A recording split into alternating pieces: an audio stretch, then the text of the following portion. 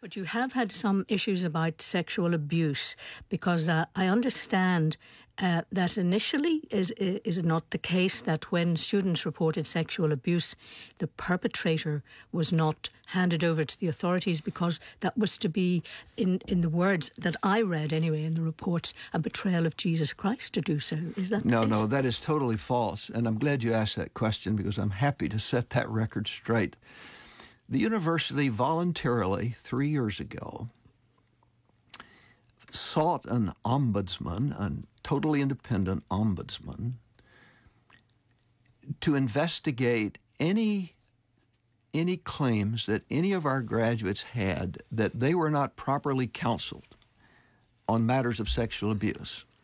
These were issues that occurred in the lives, the tragic instances of these students before they came to us and had real needs. And so there was a time 3-4 years ago when there was the sense that somehow religion was hiding these dark, awful things and even countenancing them. And we wanted to be on record. My son Stephen, who was president at that time, said, we want to be up front. There had been no charges, nothing. We just said, we want to be transparent for the world to see, that Christians do not hide sin or make excuses for it. And so this group was hired, and they did this, and they interviewed. Out of 95,000 former students, there were some 40 cases of people who rose out of 88 years of history and said, we don't think we were counseled properly. Mm-hmm. Now, that's a pretty insignificant number of people. The university came out of this looking very, very good.